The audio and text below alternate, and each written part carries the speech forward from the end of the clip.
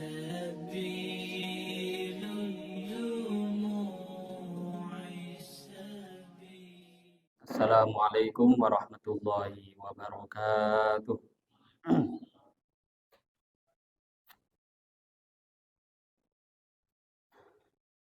Nahmaduhu wa nusalli wa nusallim ala rasulihil karim amma ba'du. Qala Allah subhanahu wa ta'ala fi kitabihil karim ba'da a'udzu billahi minasy syaithanir rajim wa aqimus salata wa atuz zakata warka'u ma'ar raki'in. Shadaqallahul azim.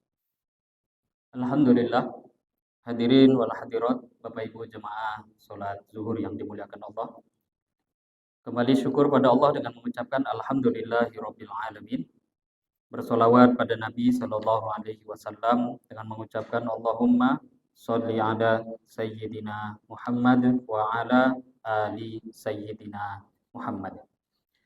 Hadirin wal hadirat rahimakumullah, siang ini kita kembali syukur pada Allah, terutama di siang ini Allah Ta'ala yang memberi taufik pertolongan kepada kita sehingga kita bisa datang ke masjid.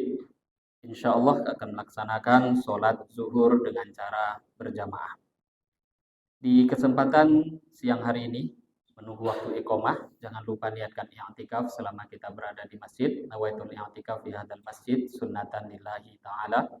Sambil i'tikaf kita akan sedikit mengkaji lanjutan fikih ibadah, fikih toharoh berkaitan dengan pembahasan tayamum.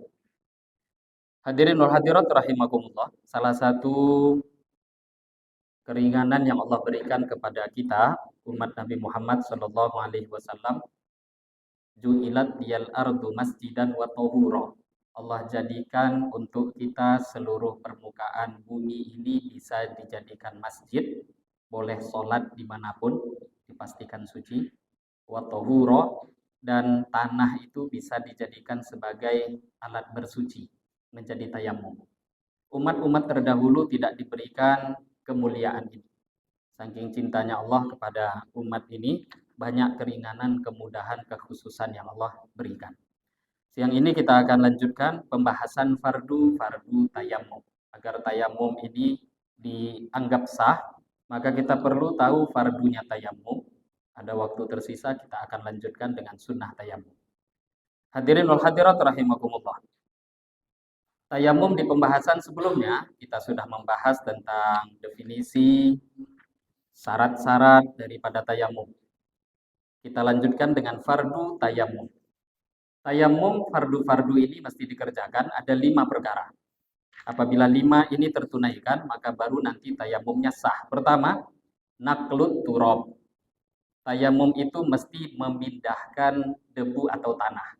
Mesti dipindahkan.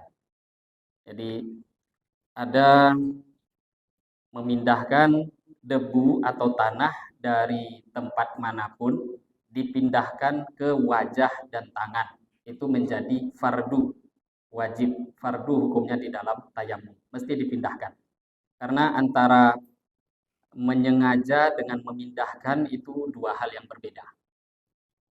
Menyengaja satu perkara ataupun memindahkan ini 2 hal yang berbeda. Ada 2 contoh.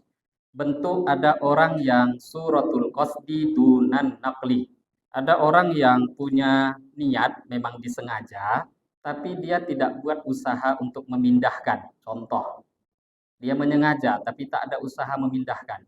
Angin sedang bertiup kencang, debu-debu berterbangan. Dia berdiri di tempat debu yang berterbangan tadi.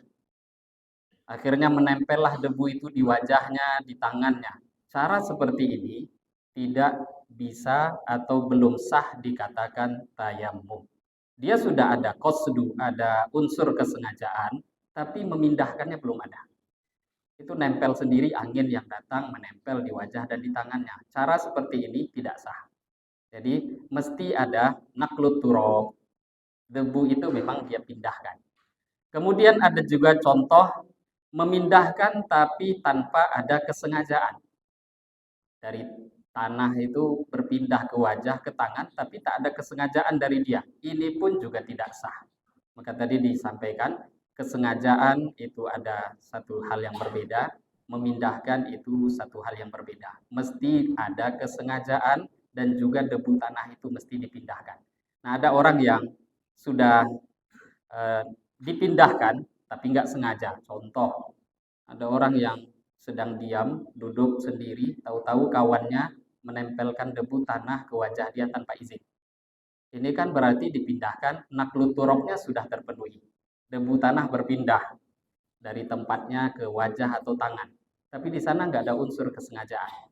Orang lain yang menempelkan tanpa izin dia. Ini pun juga tidak sah. Maka mesti naklut turok ini menjadi fardu kewajiban di dalam bertayamum. Kemudian fardu yang kedua, mesti ada niat. Setiap amal yang tidak ada niat di dalamnya, maka amal itu tidaklah sah, termasuk tayamum. Jadi ketika kapan letaknya niat? Ketika memindahkan debu tanah tadi, tangan kita ditempel, maka pada waktu itu mesti ada niat, dan niat itu mesti harus terus ada sampai dia mengusap sebahagian dari wajah. Ini fardu yang kedua. Tanpa niat, maka tayamumnya tidak dianggap. Yang ketiga, kefarduan untuk tayamum yang ketiga, mashul wajhi. Mesti mengusap wajah. Dengan definisi wajah yang dulu pernah kita bahas dalam pembahasan wudhu. Wajah itu dari tempat tumbuhnya rambut di bagian atas sampai dagu bagian bawah, anak telinga bagian kanan sampai anak telinga bagian kiri. Telinganya tak masuk. Antara itu semua, itulah yang dinamakan wajah. Maka diusaplah seluruh bahagian wajah. Dan ini mengusap hanya satu kali. Karena perbedaan antara wudhu dengan tayamum, kalau wudhu memang diusap, diratakan sampai ke tempat tumbuhnya bulu dan rambut yang ada di dalam wajah kita. Mesti sampai air ke tempat itu. Tapi kalau dalam tayamum, tidak diwajibkan sampai ke tempat pori-pori. Enggak, dia memang cukup meratakan dengan sangkaan kuat sudah rata, maka mencukupi. Jadi dalam tayamum hanya sekali usap dari bahagian atas sunnahnya, sebenarnya dari bagian manapun boleh dan sah, tapi anjuran dari bahagian atas, terus diusap satu kali usapan sampai bahagian bawah. Tidak sunnah mengulang dua, apalagi tiga. Karena ini bukan pembahasan wudhu. Contohnya kurang lebih, diusap dari bahagian atas, setelah kita pukulkan ke debu, maka usapkan bahagian atas sekali usap sampai ke bawah. Sekali saja sudah mencukupi. Malah makruh hukumnya mengulangi 2-3 kali. Karena ini bukan pembahasan berwudhu. Kemudian yang keempat, fardu wudhu yang keempat, mashul yadain, mengusap kedua tangan sampai siku. Nah, inilah fatwa al-Imam Asy-Syafi'i rahimahullah ta'ala. Ini mengumpulkan dua dalil. Kenapa disampaikan mazhab Syafi'i? Karena kalau tak bermazhab, kita akan kebingungan dalam beramal agama. Di sini memang ada ikhtilaf. Sebagian ulama mensyaratkan tangan sampai siku, sebahagian lagi hanya mensyaratkan sampai pergelangan tangan. Mazhab kita Syafi'i mengumpulkan dua dalil. Dalil hadis yang sangat sahih menerangkan sampai ke siku. Kemudian dalil yang kedua menggunakan kias. Kita tahu dalil itu bukan hanya Quran dan hadis, ada Quran, ada hadis, ada ijma, dan ada kias. Kiasnya adalah karena memang ini sebagai pengganti wudhu, kita tahu wudhu itu tangan sampai ke siku, maka usap dan disapu sampai tangan ke siku, dan itu juga didukung dengan hadis yang sahih. Maka mengusapnya adalah dari tangan sampai kepada siku kita. Dan itu pun juga hanya satu kali usapan. Makruh menambah 2-3 karena bukan bab untuk berwudu. Adapun tata caranya. Tata cara ketika mengusap tangan, bahagian punggung tangan kita bahagian kanan setelah mengambil debu, anggap di sini ada debu, maka bahagian telapak tangan kiri letakkan di bahagian punggung tangan kanan. Tapi yang bahagian jempol ibu jari, jangan yang 4 jari saja selain ibu jari, itu yang akan mengusap terlebih dahulu bahagian bawah. Setelah kita meletakkan begini, tarik terus ke bagian bawah sampai kepada siku. Setelah itu putar tangan dibalik, baru kemudian jempol yang tadi tidak mengusap bagian atas. Terus tarik kembali ke bagian awal, itu bagian jempol yang tadi belum digunakan. Jadi kurang lebih cara cepatnya, letakkan tangan kiri kita di bagian bawah tangan kanan, terus jalankan di bagian bawah, setelah sampai siku diputar tangan, kemudian bagian atas diusap dengan jempol yang belum dipakai. Sekali jalan mencukupi. Begitu juga sebaliknya nanti dengan tangan kiri. Tangan kiri kemudian diusap menggunakan tangan kanan diusap dari bawah, diputar, kemudian selepas itu jempol yang tadi bagian atas belum, itu bagian jempol yang mengusapnya sampai kembali ke bagian ujung jari. Dengan cara seperti itu, maka sudah mengusap tangan kedua-duanya. Dan ini fardu. Jadi kalau dilihat dalam fatwa mazhab Syafi'i, kalau hanya mengusap sampai ke pergelangan tangan, tayamumnya tidak sah dengan dua dalil yang kuat. Kalau yang hanya menggunakan sampai pergelangan, itu hanya menggunakan satu dalil, hanya menggunakan hadis, tidak menggunakan dalil qiyas. Kemudian kelima, ini menjadi fardu yang terakhir, mesti tertib. Tertib dalam bahasa Arab artinya berurutan, harus wajah dulu, baru kemudian tangan. Tidak boleh dibalik. Kalau ada orang yang memulai tangan dulu, baru kemudian wajah, tayamumnya tidak sah. Nah ini 5 fardu yang mesti kita jaga. Adapun sunnah-sunnah, sedikit mengisi 2 waktu tersisa.